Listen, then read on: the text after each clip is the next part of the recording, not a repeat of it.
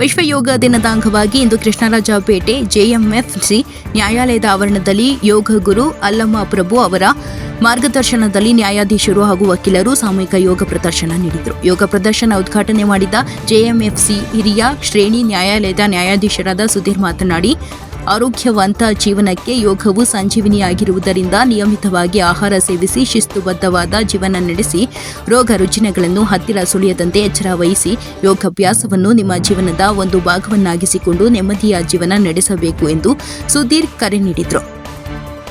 ಅಪರ ಸಿವಿಲ್ ನ್ಯಾಯಾಧೀಶರಾದ ದೇವರಾಜ್ ಮಾತನಾಡಿ, ಊಟ ಬಲ್ಲವನಿಗೆ ರೋಗವಿಲ್ಲ, ಮಾತು ಬಲ್ಲವನಿಗೆ ಜಗಳವಿಲ್ಲ ಎಂಬ ನಾಣ್ಣುಡಿಯಂತೆ ಯೋಗಾಭ್ಯಾಸವನ್ನು ಪ್ರತಿದಿನವೂ ತಪ್ಪದೆ ನಿಯಮಿತವಾಗಿ ಮಾಡುವುದರಿಂದ ನಮ್ಮ ಮನಸ್ಸು ಹಗುರವಾಗಿ ಕೆಲಸ ಕಾರ್ಯಗಳನ್ನು ಮಾಡಲು ಹೊಸ ಹುಮ್ಮಸ್ಸು ಮೂಡುತ್ತದೆ. ಆದ್ದರಿಂದ ಪ್ರತಿಯೊಬ್ಬರೂ ಕಡ್ಡಾಯವಾಗಿ ಯೋಗವನ್ನು ಮಾಡುವ ಮೂಲಕ ರೋಗ ನಿರೋಧಕ ಶಕ್ತಿಯನ್ನು ಹೆಚ್ಚಿಸಿಕೊಂಡು 104 ಆರೋಗ್ಯವಂತರಾಗಿ ನೆಮ್ಮದಿಯ ಬದುಕು ನಡೆಸಬೇಕು ಎಂದು ಕಿವಿಮಾತು ಹೇಳಿದರು. ಅಪರ ಸಿವಿಲ್ ನ್ಯಾಯಾಧೀಶರಾದ ಅರ್ಪಿತಾ ಪಾರ್ವತಿ, ವಕೀಲರ ಸಂಘದ ಅಧ್ಯಕ್ಷ ಎಂಆರ್ ನಾಗೇಗೌಡ, ಕಾರ್ಯದರ್ಶಿ ಸಾದುಗೊನ್ನಹಳ್ಳಿ ಮಂಜೇಗೌಡ, ಹಿರಿಯ ವಕೀಲರಾದ ಜಿಆರ್ ಅನಂತರಾಮಯ್ಯ ಸೇರಿದಂತೆ ತಾಲೂಕಿನ ವಕೀಲರು, ವಕೀಲರ ಸಂಘದ ಪದಾಧಿಕಾರಿಗಳು, ನ್ಯಾಯಾಲಯದ ಸಿಬ್ಬಂದಿಗಳು ವಿಶ್ವ ಯೋಗ ದಿನ ಕಾರ್ಯಕ್ರಮದಲ್ಲಿ ಭಾಗವಹಿಸಿದರು. ಇದೇ ಸಂದರ್ಭದಲ್ಲಿ ಯೋಗ ಗುರು ಅಲ್ಲಮ್ಮ ಪ್ರಭುರವರನ್ನು ನ್ಯಾಯಾಧೀಶರು, ವಕೀಲರು ಸನ್ಮಾನಿಸಿ ಗೌರವಿಸಿದರು.